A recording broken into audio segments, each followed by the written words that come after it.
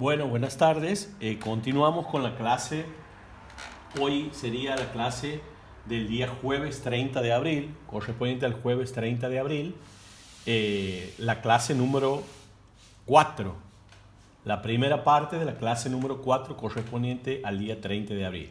En la clase anterior, nosotros habíamos desarrollado, empezando dentro de lo que sería, habíamos visto el informe de gestión antes, y dentro del informe de gestión habíamos dicho de que estaba el análisis financiero, o sea, el tablero de comando. Dentro del tablero de comando, la perspectiva financiera. Y dentro de la perspectiva financiera, habíamos empezado con la perspectiva financiera desarrollando los tres índices más importantes de la perspectiva financiera, que son el índice de liquidez completa, el índice de liquidez seca y el flujo de fondos. En sus tres versiones habíamos dicho que valores mayores a 1 era más conveniente y valores menores a 1, o sea, valores menores a 1 no era conveniente. Se relacionaba el activo corriente, se confrontaba con el pasivo corriente. Y habíamos analizado también las tres en los tres fórmulas, las diferencias de los valores entre las tres, qué significado tenían. Haciendo esa aclaración, también les había dicho que hagan, algunos ya me lo han entregado, un trabajo aplicando estos índices, liquidez completa, prueba ácida y flujo de fondos, al balance que yo les entregué, que les mandé también ahí les subí al Facebook, sobre el balance de Toyota. También habíamos desarrollado, aparte de los índices de liquidez completa, el tema del ciclo operativo o ciclo de caja. Y yo le había dicho que eso consistía en el ciclo de la empresa, que comprende en comprar, vender, cobrar y pagar. O sea, comprar, pagar, vender y cobrar. Es el ciclo que tiene cualquier empresa desde que el dinero se vuelve a ser dinero. Eso se llama ciclo de caja o ciclo operativo. Les había dicho que ese ciclo se agrandaba si la empresa, eso es si una empresa es comercial, si una empresa produce bienes o servicios, se agranda ese ciclo porque es compra insumos o materia prima, tiene que producir, o sea, hay un proceso productivo hasta que obtiene un producto. Ese producto se lo vende, se cobra y después sigue de nuevo el ciclo que les había mencionado. En ese ciclo operativo les había dicho también de que nosotros de que tenía que tratar de mejorarlo, de ser la menor cantidad de días, o sea, tratar de disminuir los tiempos del ciclo. En la medida que nosotros disminuyamos la cantidad de días de ese ciclo, estamos mejorando la eficiencia de la empresa y obviamente estamos mejorando la rentabilidad de la empresa. O sea, un punto importante de la parte financiera es disminuir el tiempo de ese ciclo operativo para poder obtener una mayor rentabilidad. Obviamente, si tenemos una empresa que produce bienes y servicios, en la disminución, por ejemplo, del proceso productivo, del tiempo del proceso productivo, mejora el ciclo, lo hace más chico y por tanto aumenta la rentabilidad de la empresa. En el caso de ser una empresa comercial, no tiene el proceso productivo, sino simplemente compra, paga, vende y cobra. Ese es el ciclo en una empresa comercial. Compra y vende. Si eso lo tendremos que tratar, el comprar, pagar, cobrar y vender y cobrar, tenemos que tratar de achicar ese tiempo en días para hacerlo más beneficioso para la empresa, más rentable. Y yo les había dicho también cómo se calculaba cada una de las instancias esas que forman los periodos del ciclo, que eran, por ejemplo, el plazo promedio de cuentas a cobrar. O sea, nosotros podemos calcular qué tiempo nosotros demoramos en cobrar nuestras cuentas, el tiempo que demoramos en cobrar nuestras cuentas, o sea, cobrarle a clientes Obviamente el valor que se saque aquí va a ser en días. Esto es la cantidad de días que nosotros en promedio, no quiere decir si nos da esto 23 días, supongamos, no quiere decir que todos los clientes le cobramos nosotros en 23 días las cuentas, sino en promedio es 23 el tiempo promedio que nosotros demoramos en cobrarle las cuentas a nuestros clientes. Yo le había dicho que se sacaban primero, para sacar el plazo promedio de cobro, las ventas de un día. ¿Cómo sacamos las ventas de un día? Las ventas del estado contable, del balance, que sería la venta del estado del resultado. Ahí están las ventas totales del año. Las dividimos entre la cantidad de días, o sea, los días trabajados en el año, que generalmente son 350, 340, 350 días, y ahí sacamos las ventas de un día. Una vez que tenemos la venta de un día en pesos, hacemos la relación entre las cuentas a cobrar, o sea, lo que en el balance tenemos como cuentas a cobrar. También podemos hacer un promedio de cuentas a cobrar de un cierre con el otro cierre, sumarle y dividirle entre dos para que hacer un promedio de cuentas a cobrar sobre las ventas de un día. Eso me va a dar los días en promedio que yo demoro en cobrar las cuentas. Eso se llama plazo promedio de cobranzas. Eso es una parte integrante del ciclo operativo, que es lo que le he explicado recién.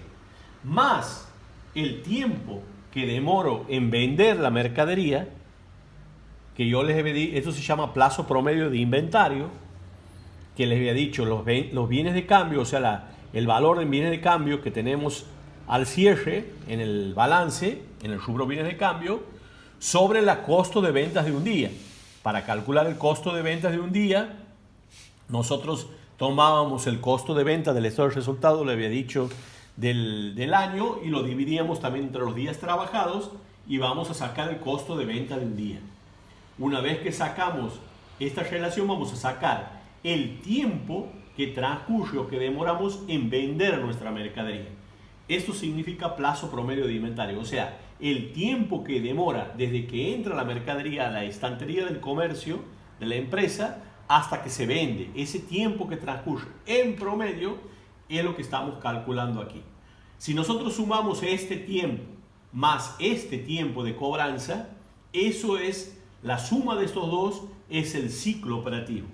Y obviamente tenemos que restarle al plazo, que no está aquí, al plazo promedio de pago que se obtiene. Plazo promedio de pago, aquí habría que adicionarle a la filmina que les voy a mandar, plazo promedio de pago. Eso en relación, eso hay que restarle. Eso, si es largo, a ver, para que se entienda, quiere decir el tiempo promedio en que nosotros pagamos a nuestros proveedores. Eso nos conviene que sea alto, no que sea chico, porque nosotros cuanto más demoramos en pagarle las cuentas a nuestros proveedores, cuanto más plazo tenemos con nuestros proveedores, financieramente se favorece la empresa. Nosotros tenemos que tratar de que el plazo de cobranza a los clientes sea chico y el plazo de pago a nuestros proveedores sea largo, agrandarlo. Eso nos vamos a ver favorecido ahí financieramente, o sea que las cobranzas hacerlas rápido y los pagos demorarlos, digamos. Eso sería el plazo promedio de cobranza y el plazo de pago. Por eso el plazo de pago se resta a la fórmula esta. A la suma de estos dos le restamos el plazo de pago. ¿Cómo calculamos el plazo de pago? Las cuentas a pagar, en vez de cuentas a cobrar aquí, las cuentas que nosotros tenemos a pagar sobre las compras de un día. Sacamos las compras totales que están en el estado de costo, donde sacamos existencia inicial más compras, las compras del año, la dividimos entre los días trabajados y sacamos las compras de un día. Las cuentas a pagar sobre las compras de un día nos va a dar el plazo promedio de pago. Eso resta en el cálculo del ciclo operativo. Yo también les había dicho que hagan en el práctico, teniendo en cuenta los valores del balance de Toyota, calculen el ciclo operativo, calcular el plazo promedio de cobranzas, calcular el plazo promedio de inventario de venta, teniendo en cuenta esta fórmula, y el plazo promedio de pago, que no está aquí la fórmula, pero por eso les he dicho que es plazo promedio de pago que le tienen que restar, que es las cuentas a pagar dividido las compras de un día. ¿Por qué aquí tenemos costo de ventas y aquí ventas? Les explico. Porque ventas aquí, porque nosotros relacionamos las cuentas a cobrar. Y las cuentas que nosotros tenemos a cobrar están reflejadas a precios de venta. Nosotros le tenemos que cobrar las cuentas a clientes. Y nosotros lo hemos vendido a los clientes a precios de venta. Entonces, por eso reflejamos la venta de un día sobre la venta. Aquí, los bienes de cambio están a precio de compra, de costo. Por eso nosotros tomamos los costos de venta, dividimos o los relacionamos con los costos de venta de un día. Porque los bienes de cambio son a precios de compra, de costo, sobre los costos de ventas de un día. Bueno, eso es lo que habíamos hablado y yo les he pedido un práctico, que algunos ya me lo han mandado, para de estos dos temas fundamentalmente de la perspectiva financiera. Siguiendo con la perspectiva financiera, aquí en la filmina les he dado una serie de estrategias de administración del efectivo, o sea, cómo hacer una proyección de los ingresos y egresos de la empresa, que se tiene que hacer todas las proyecciones en base a lo histórico, a lo pasado, a las ventas anteriores, a los comprobantes, a los plazos que tenemos con clientes y a los plazos de pago de cuentas a pagar a proveedores. Un poco tener en cuenta eso para hacer una estimación del flujo de fondos, unas estrategias para cobranza, por ejemplo, no vender a clientes que no pagaron la cuenta anterior, o sea, tratar de no venderle a clientes que nos están debiendo, vamos a decir así. Esto, léanlo, es como un acompañamiento, es fácil. Por ejemplo, cobrar a través de los cobradores, ver qué cobradores no ingresan a la empresa, lo que cobran.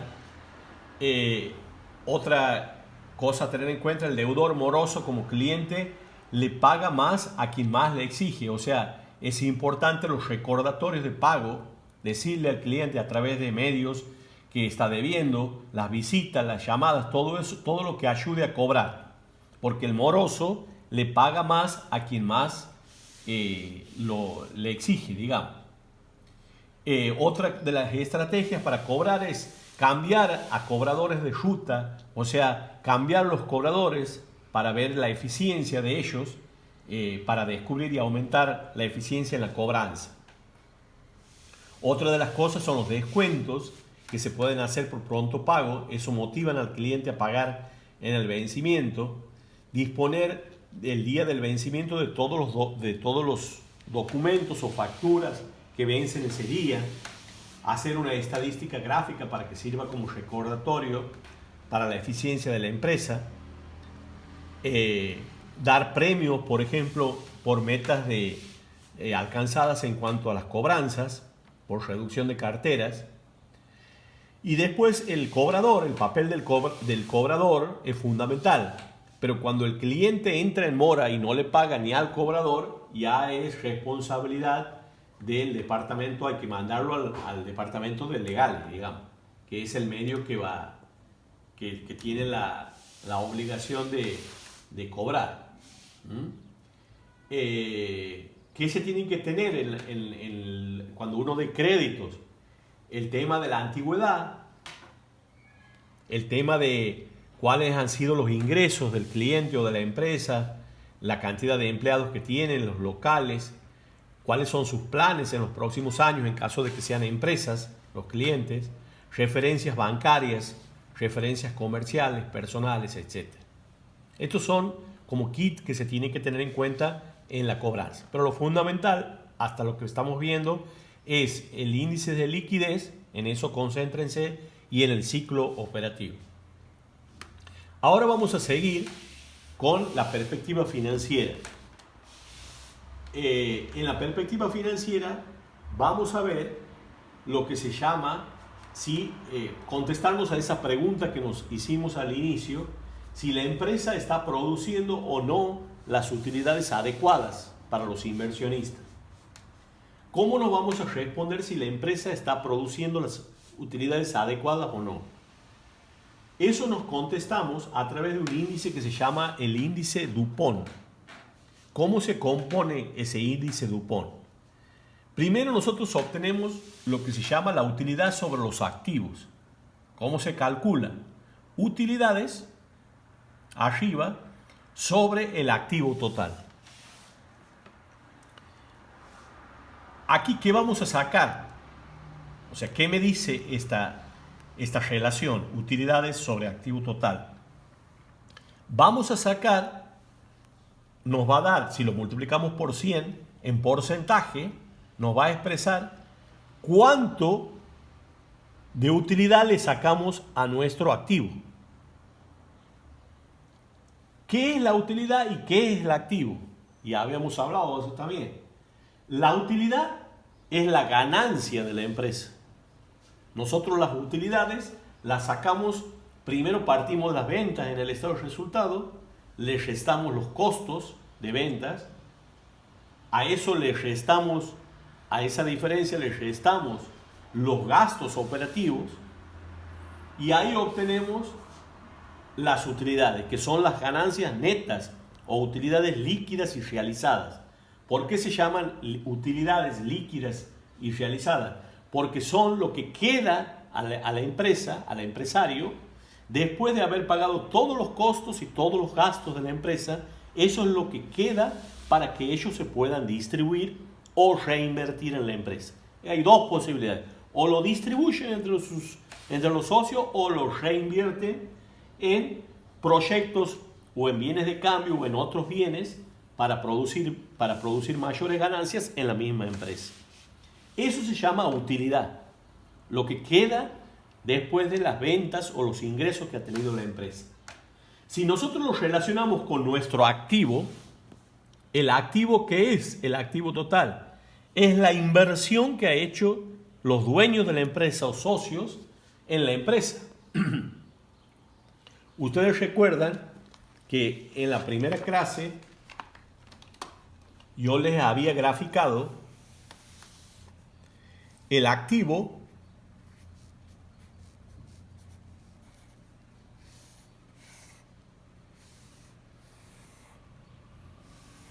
es igual al pasivo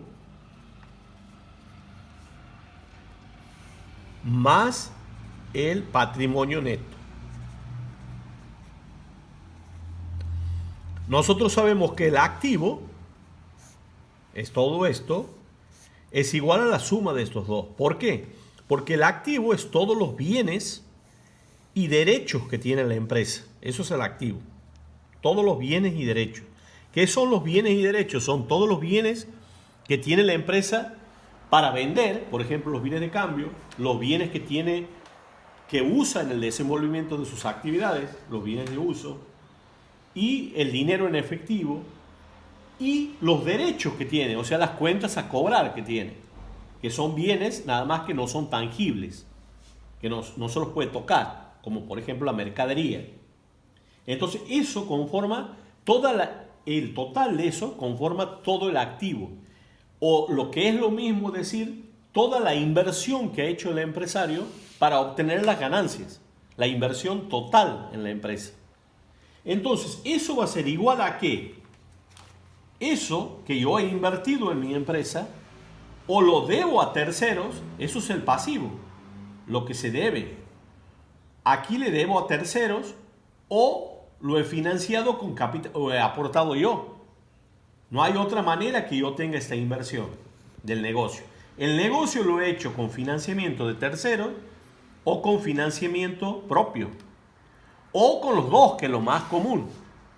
O sea, con financiamientos de tercero y con financiamiento propio. La suma de estos dos pasivos, que es el financiamiento de tercero más el financiamiento propio, es lo que es el activo. O sea que el activo, esto es una moneda con dos caras. Una cara es el activo, toda la inversión en el negocio, pero esa cara tiene la fuente o el origen en terceros que han aportado esto, terceros pasivos a quienes nosotros le debemos, terceros que puede ser un banco, que puede ser la FIP, que puede ser proveedores que le debemos, que ellos aportan para que yo pueda tener bienes, yo les debo, me financian, y capital propio que ha aportado. Es la moneda de un lado el activo con las otras dos, con la otra cara, estas dos partes de la otra cara. Esa moneda siempre va a ser igual.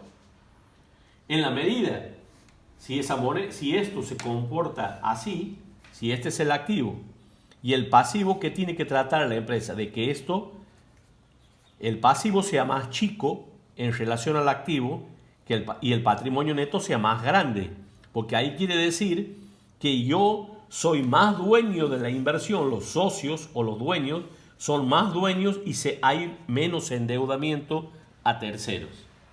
Esto hay que tratar de hacerlo así, no que se transforme en más grande el pasivo. Cuando más pasivo tengo, más mi inversión depende de terceros, más intereses pago y por lo tanto más posibilidades de obtener pérdidas, porque los intereses juegan después en las pérdidas. Entonces, volviendo aquí a lo que yo les decía sobre la rentabilidad de mi activo, yo relaciono las utilidades sobre el activo total. Por 100, para expresarlo en porcentaje, ¿qué estoy sacando aquí? Estoy sacando, yo les he dicho, el activo total representa la inversión total que yo he hecho. ¿Cuánto de ganancia le saco a mi inversión?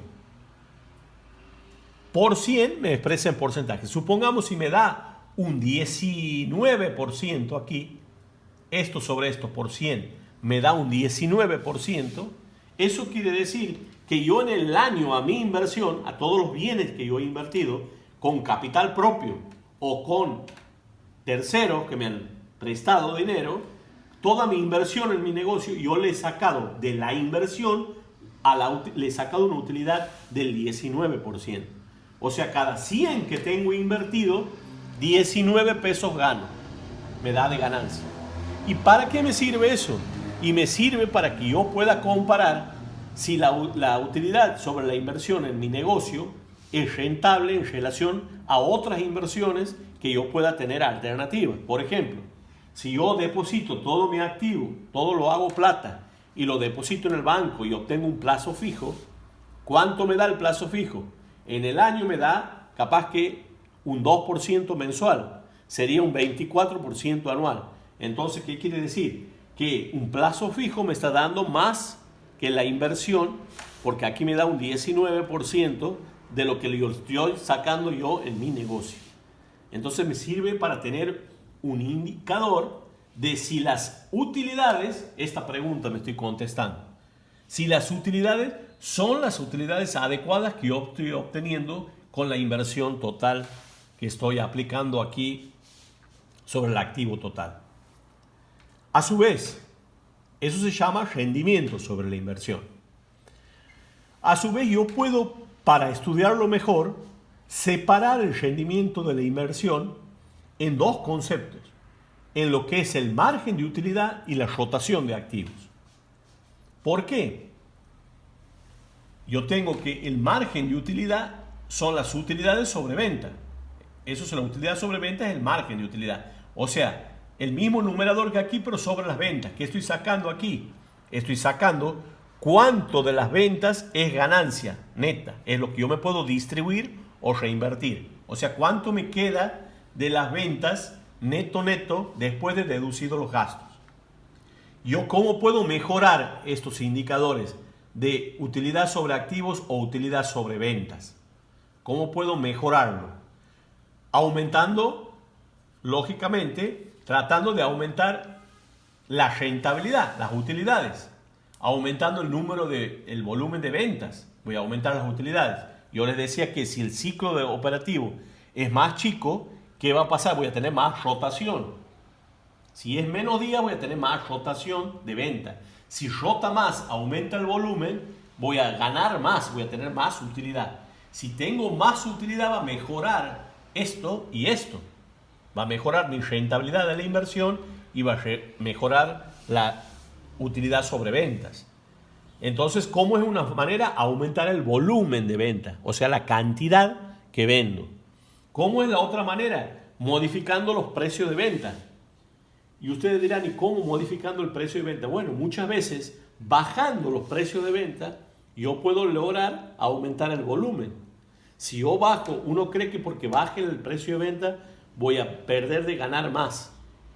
No, muchas veces se gana más porque la baja en el precio de venta aumenta el volumen de venta, la cantidad, que de tal manera que más que compensa la baja en el precio de venta. Por lo tanto, las ventas aumentan en su totalidad y por lo tanto la utilidad de venta aumenta. Creo que creo ser claro ahí. Es difícil por ahí transmitirlo a todos estos conceptos a partir de un video, ¿no? Pero bueno, es otra manera de poder lograr un aumento en el volumen y de utilidades. También con los costos de venta o de fabricación, los gastos de administración, gastos de financiación y los gastos de comercialización, se puede lograr un aumento en las utilidades.